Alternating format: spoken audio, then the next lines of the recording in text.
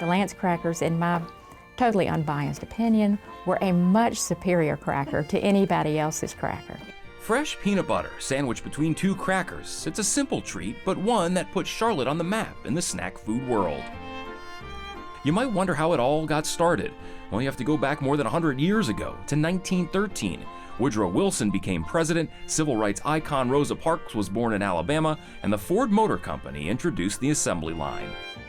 In Charlotte, textile mills hummed. A one-year subscription to the Charlotte News only cost $6, and a shipping error would lay the foundation for a very unique success story, one definitely for the history books. Lance is one of the great success stories of Charlotte and the Carolinas.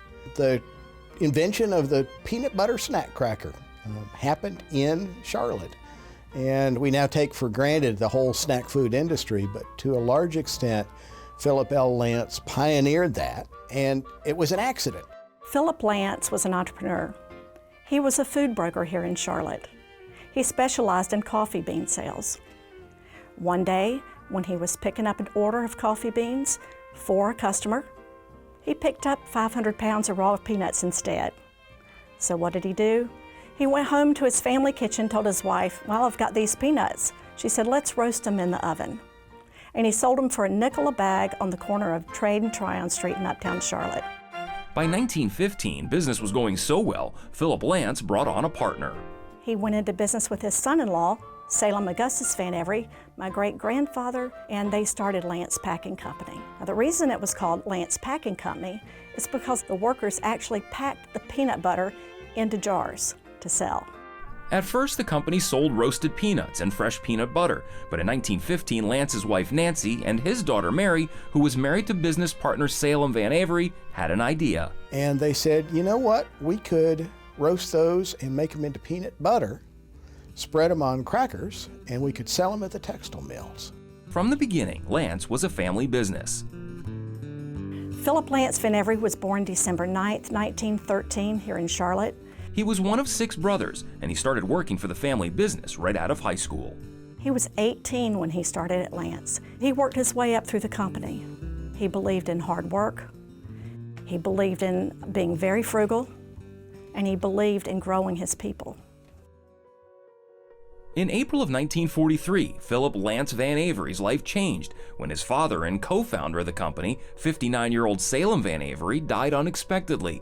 His passing left the younger Van Avery at the helm of the family business. Imagine being 29 years old, and all of a sudden the world is put on your shoulders. Your grandfather has passed away. Your father has passed away. You have been working for the family company for 11 years, straight out of your high school years. So you don't have a whole lot of experience. You've started at the bottom, and all of a sudden, it's yours. That is the situation my grandfather found himself in. Thankfully, he had the wisdom to know that he didn't know how to do it. So he sought the counsel of others. Philip Lance Van Avery took the company started by his grandfather and father from a local success story to national prominence. Lance employed thousands of people and became a multi-million-dollar empire. But his most lasting legacy, his family says, was something he put in place in 1961. Perpetuating giving back to the community was very important to my grandfather. And so in 1961, he started a foundation which bears his name, the Philip L. Van Avery Foundation.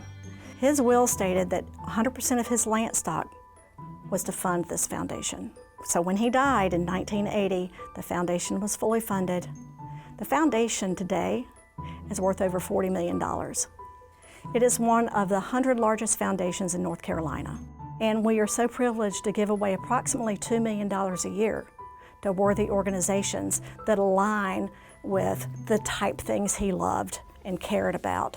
Philip Lance Van Avery did indeed pay it forward. He took the opportunity to lead the family company, built it into something larger than anyone could have imagined. And it all began with a simple idea that evolved into a beloved snack food across the country. Simple sustenance that built a company, and that company built a pathway to do good in their hometown and beyond. For Carolina Impact, I'm Jason Terzis reporting.